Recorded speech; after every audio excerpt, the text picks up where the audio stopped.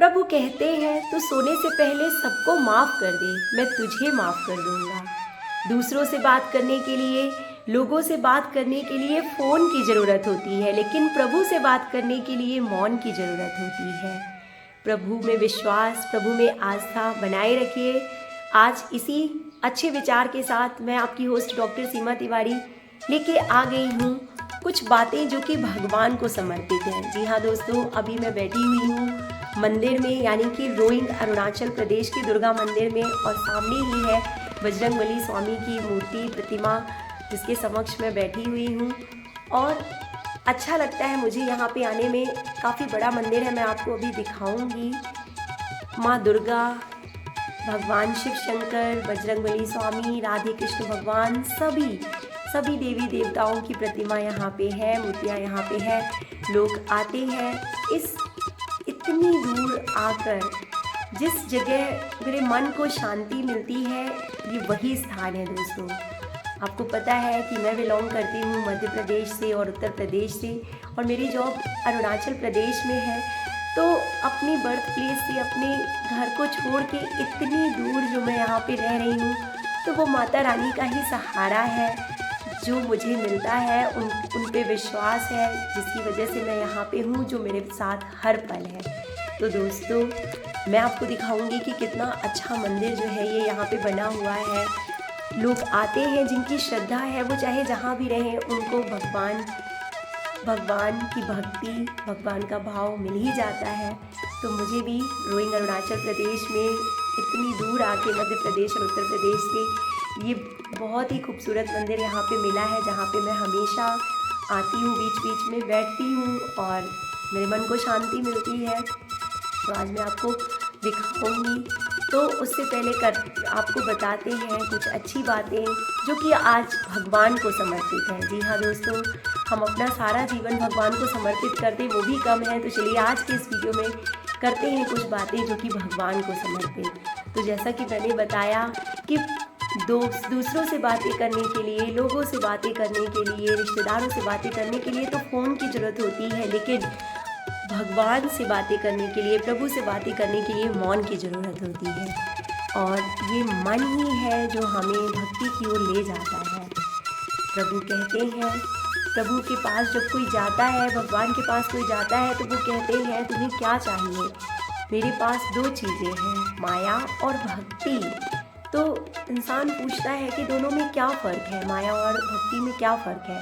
तो प्रभु कहते हैं, ईश्वर कहते हैं कि अगर तुम्हें दुनिया को नचाना है तो माया उसके लिए ज़रूरी होती है, माया लेके जाओ। और अगर तुम्हें प्रभु को नचाना है तो भक्ति लेके जाओ। इसका मतलब ये है कि जीव जिसके वश में नाचता है, जीव को जो आकर्षित करती है, दुनिया को जो नचा रहा है, इंसान को जो नचा रही है आज के ज़माने में, वो है माया, प्रलोभ, लालच। और प्रभु को जो नचाता है, यानी कि भक्ति, जो भगवान की भक्ति करते हैं, प्रभु खुद उनके वश में हो जाते हैं और खुद उसके लिए नाचते हैं। मतलब प्रभु जो है खुद भक्त के वश में हो जाते हैं। तो वो है भक्ति जो कि प्रभु को हमसे जोड़ती है। हे ईश्वर, हमेशा मेरी आपसे यही प्रार्थना है कि इतनी ऊंचाई न देना कि धरती पर आई लगने लगे। हे ईश्वर, ऐसी ऊंचाई ना देना कि धरती पर आई लगने लगे। ऐसा ज्ञान ना देना कि घमंड आ जाए, अहंकार आ जाए।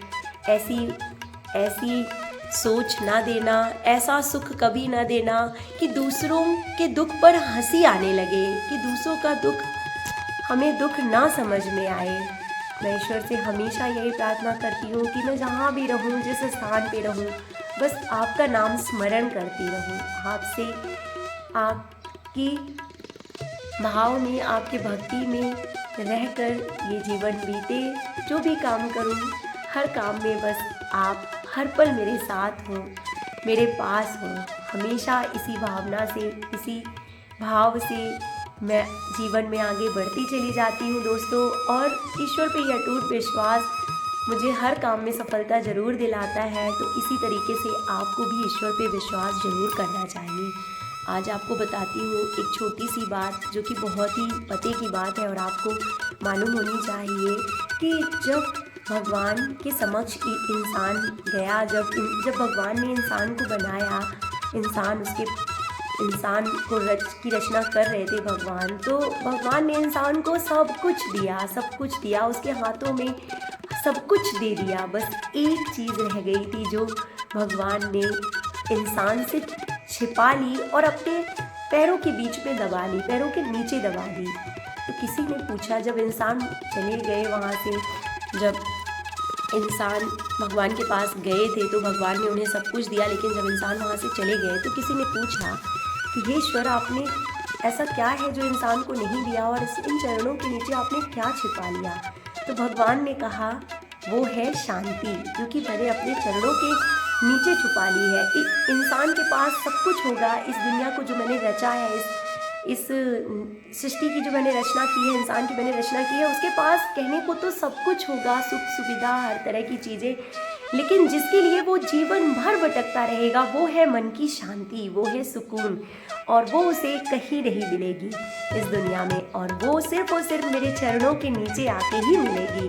तो छोटी सी बात है दोस्तों, लेकिन इसका सार यही है कि शांति जो होती है वो ईश्वर के चरणों में ही होती है। आपके पास कितनी भी धन दौलत, रुपया, पैसा, शोहरत, सब कुछ है, लेकिन आपके मन को शांति तब तक नहीं मिलेगी जब तक आप अपने मन को ईश्वर से नहीं जोड़ते हैं, ईश्वर में आस्था नहीं बनाते हैं। तो दोस्तों, बहुत ही अच्छा मंदिर है, काफ़ी देर से मैं यहाँ पे हूँ। मैंने भगवान जी के दर्शन किए, पूरे मंदिर